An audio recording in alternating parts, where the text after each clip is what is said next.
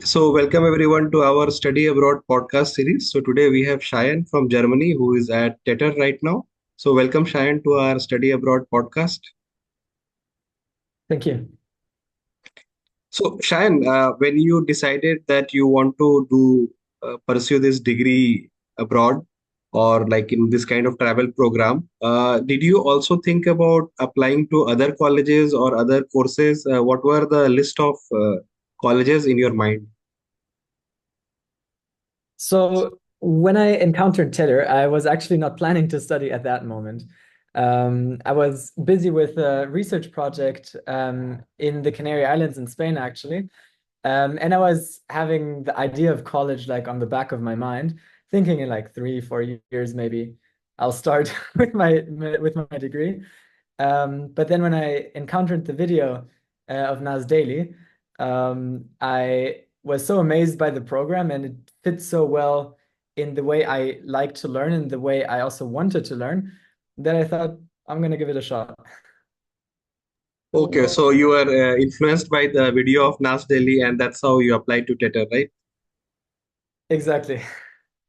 That's great. That's great. So before this, you were saying you were doing some research in Spain. Please tell us a bit about that research. Yeah, so it started as a science fair research project in middle school and extended towards high school. And after graduating high school in 2023, I decided to pursue this further, but on a more professional level. The research project itself is about developing a solar desalination technology, so making ocean water drinkable just through the use of sunlight. And there was this great opportunity in Gran Canaria, Spanish island off the coast of Africa, with an NGO called Aflora, with whom I worked together, and we built a team on a volunteer basis at that time to really raise the level of that research project, and are currently in the development of a prototype to test also the feasibility of it. And how many days did you spend in this research? So it started when I was 12 years old, so 8 years ago. And it was on and off for the first 6 years, I could say, 5 years more or less. And after doing it then full time in summer 2023, it was for 1 year, basically working on it full time, connected also with the volunteer year at the same time. Sure, sure, sure. So when you decided that you want to study, TETR was the only place you applied, or did you apply to anywhere else as a like a backup plan or something? Yeah, so for academic applications, TETR was my only one. I also had three different other possibilities for a professional field. So directly going into work in like into the workspace. I had a job offer and also a possibility to work on my project, but in a way that I could sustain myself economically. So that was kind of the question I was faced with. Okay, do I go the academic route and all the pros and cons that come with that? What are the opportunity costs of all the other decisions? And it was quite the long and intense decision-making process, but also one in which I learned a lot in itself just by how do you approach such difficult decisions for your life. Sure, sure. And your initial schooling was all done in Germany, or you moved places? So for the most part of my life, I lived in Germany. But sixth and seventh grade, I lived in Phoenix, Arizona, in the US. And I was at a Montessori school for that time. But my graduation is in Germany with the Abitur, which is the academic graduation in year 12. Okay, okay, sure, sure, sure. So how was the application at TETR like? You know, what like you had to present any documents like SAT score or like SOP, statement of purpose, letter of recommendation. What was the documents needed for your application process? Yeah, so at the beginning, there was this form on the website basically where you filled out different statements and also answered a few questions, which didn't necessarily require the documents, but of course you had to be truthful with the statements you were making. And that was followed up with then an online test, and then an interview. and because we're the first cohort, also things that TETR were developing. So also some of the official things are getting basically checked now after we've already been accepted. But of course, those grades and extracurricular activities or general mindsets also, they were asked in the application process. Okay, okay, sure. So how was your personal interview like? What were the questions, or did you get stuck at some questions, or was it easy enough for you, or what was the difficulty level? For me, it was a great interview. I think it was half an hour, and it started with very typical interview questions, I could say, which then started off a conversation that was very interesting and engaging, both from the interviewer and from my part. And it was a very natural conversation developing, getting to know each other better, and or basically getting to know me a bit better for the university to know, okay, how is that student, and how does that student think about certain things or approach certain things or problems. And I found it a very organic and nice way to have that interview. Sure, sure. So there was some test, and then there was this interview, and then you got selected with some like some scholarship offer also probably. Yeah. And is this scholarship like a very dynamic one? Like different people get different scholarship, or like something very secretive? How is it? How the scholarship process is like? So the scholarship process is in during the application process and also in the interview, you apply for different kinds of scholarships, which were offered by TETR themselves, and they were then decided by the committee for it. I don't know the exact name for that committee, and they do vary from person to person and from needs. And there's I think 7 or 8 different categories for which you can get a scholarship and then awarded. The amount of which they're awarded is to be kept secret. But there's also the application process, and from each year it also changes. There's information available on the website to what is the maximum scholarship amount that is being awarded. Sure, sure, sure. And the curriculum is like 8 semesters, 8 countries, or something like that. Yeah, so from TETR itself, it's 7 countries and 7 semesters. And the eighth and last semester is basically a bit independent from TETR. That's going to be either an internship or at a partner university to complete the degree, which is going to be in collaboration with TETR, but it's going to be individual from student to student. So eighth country is sort of a secret kind of, or like an individual choice rather than fixed. Exactly. The eighth one is open to us where we want to go. You can also come back to a country you were already in, depending on what internship you get. But most probably it's going to be 8 countries in 8 semesters. Okay, okay. So eighth country could be a repeat country also. It's just an individual choice. Exactly. Okay, and which are these 7 countries? Could you just tell the names? Yeah, so we start off in Dubai, the United Arab Emirates, where I'm also located in right now. The second term is in New Delhi, India. After that, we go to Singapore for the next summer, then Ghana in Accra, New York, Rio de Janeiro, and Milan in Italy is going to be the last of the 7 terms, and the eighth one is open for us. Okay, okay, sure. And how many people are in your batch? So I think it was 112. I'm not exactly sure on the perfect Sure, number, sure. but plus or Roughly. minus Yeah. 110. Mhm. Okay, and what is the demographics of these people? Like, how many countries are these people from? What is it like, male female ratio? So overall, it's a very, very diverse cohort, probably one of the most diverse university cohorts out of any university. So in total, the students come from 45 different countries.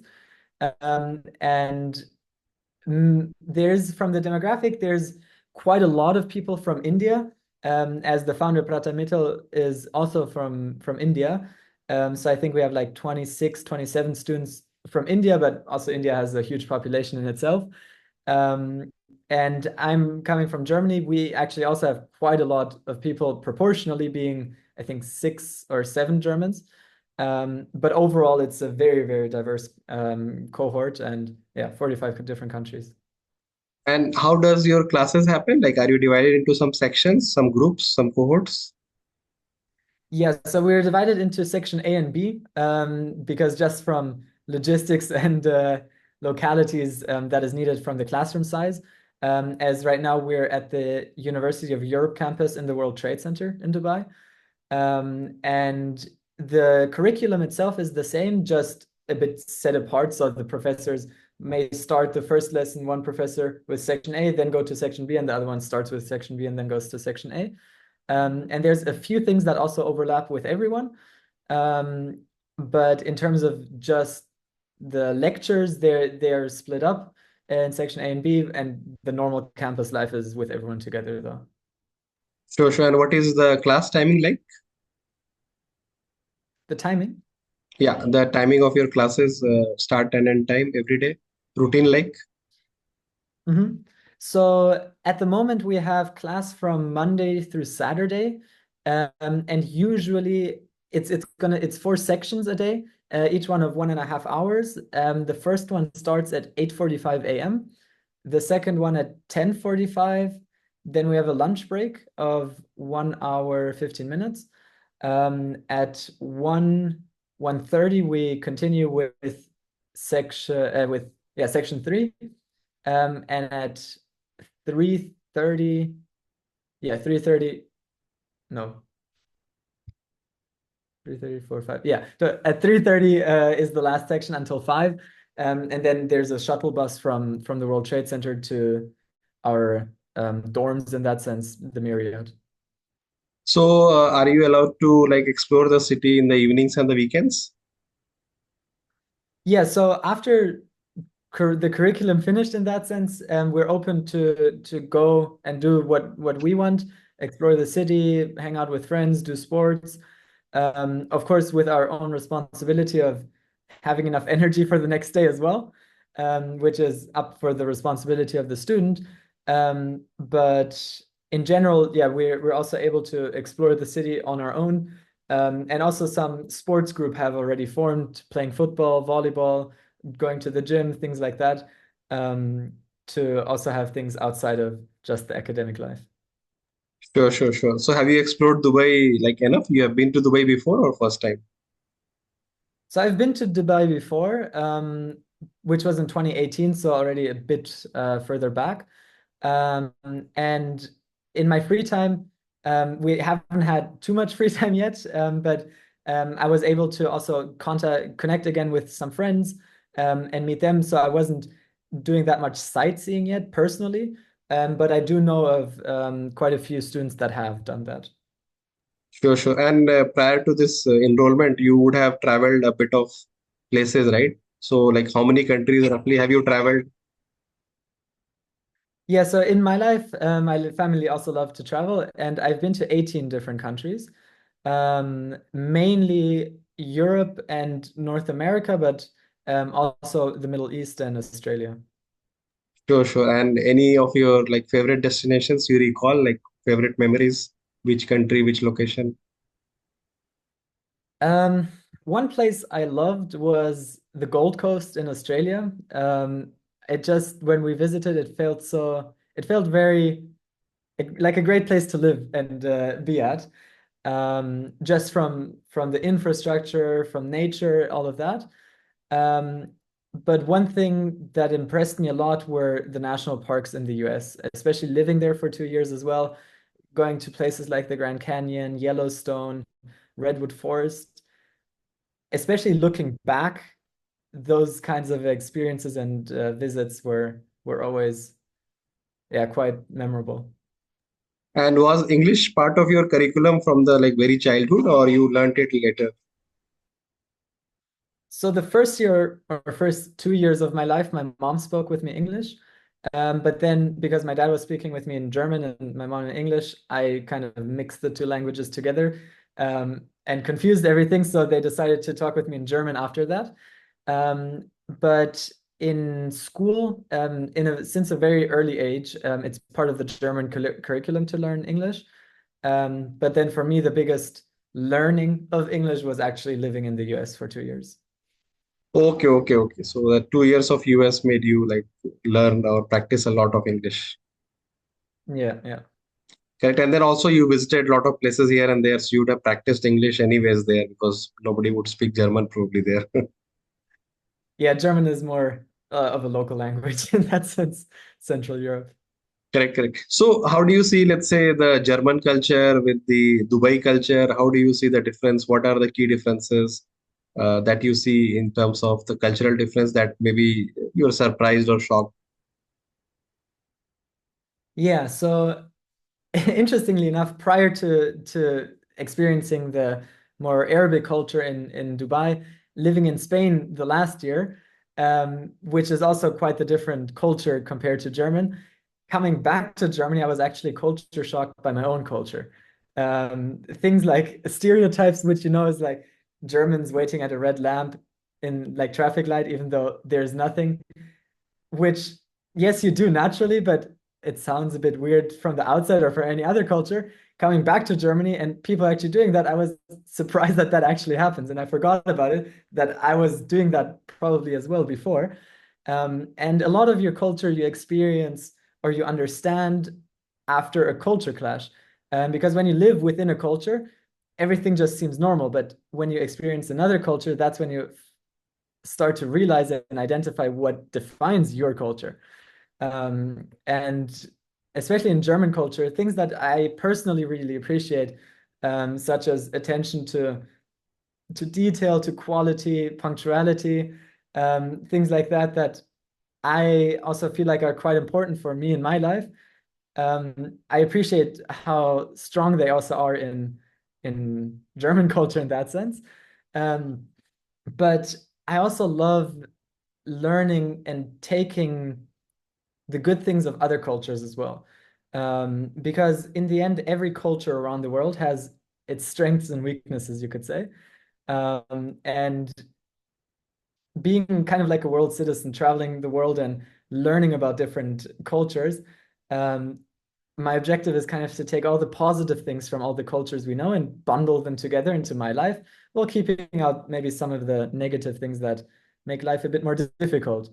Um, and one thing, for example, which I love from the Arabic culture here in Dubai, or because I'm also quarter Persian, I have some family also with Iranian background.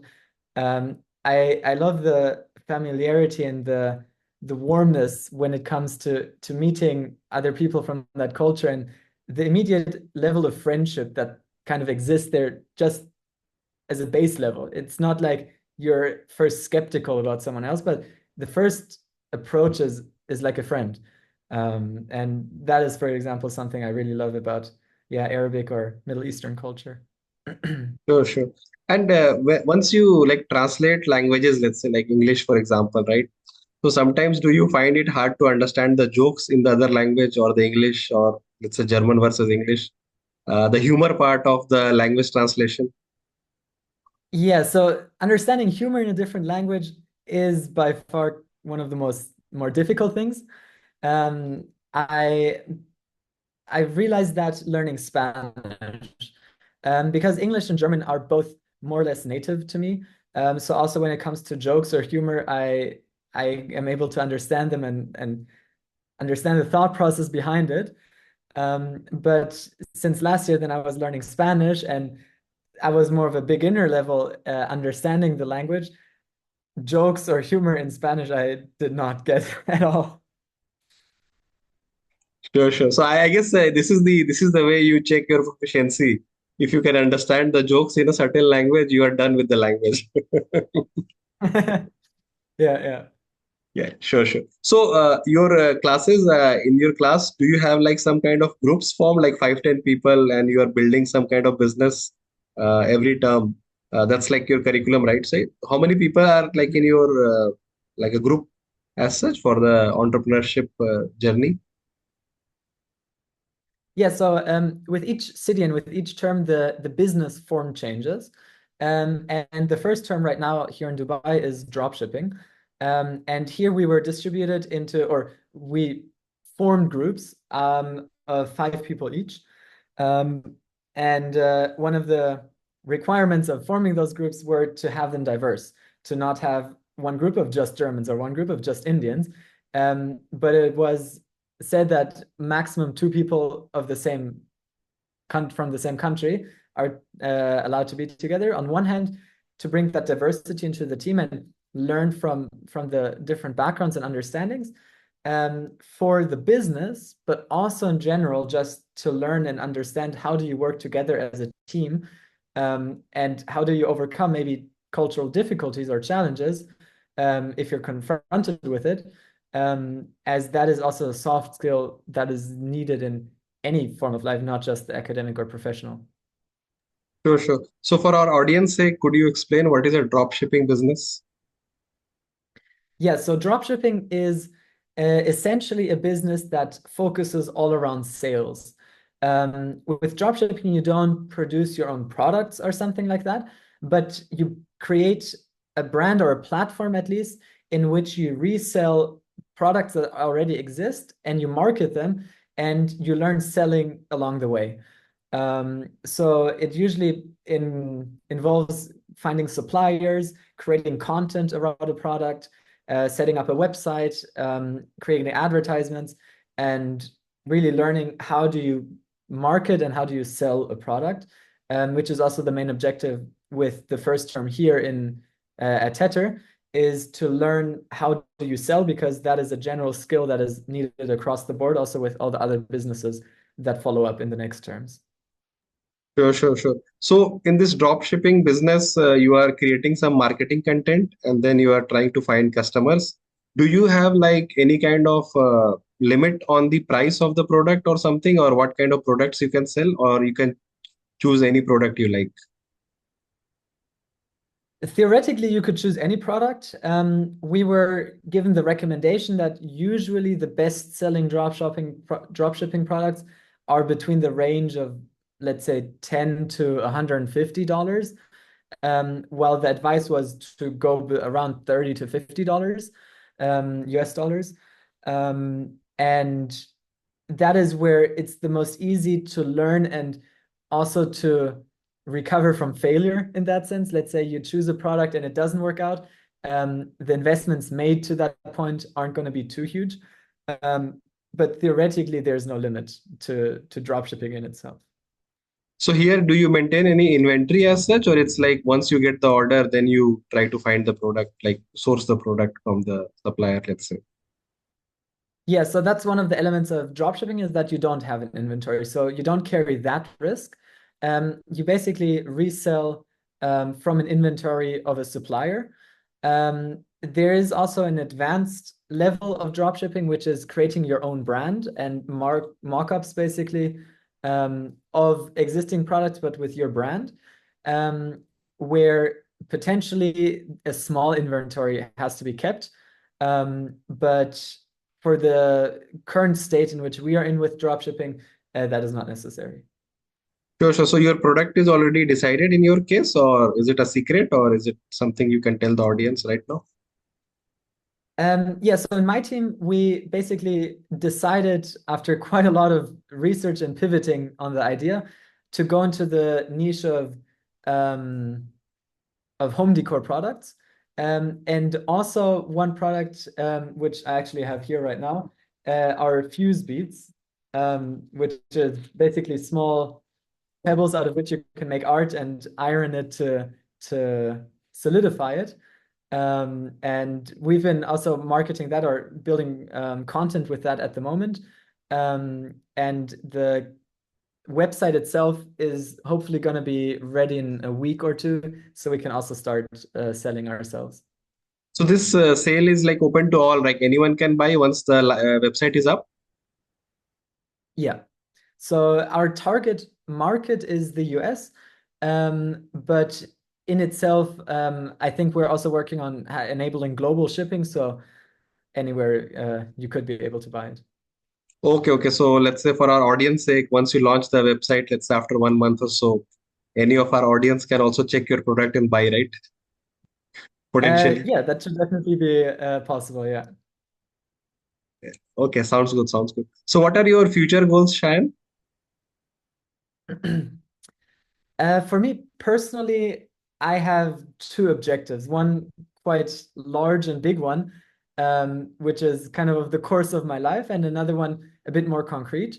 But they both connect with each other. So the first one is um, learning, or at least trying to build my own business and identifying a problem that needs a solution, but where one isn't available at the moment, and building my own business that really focuses about the maximization of stakeholder welfare, while of course being profitable and innovative and building efficiency, but where the main objective is not maximization of profits, but actually contribution to the progress of culture or humanity in that sense.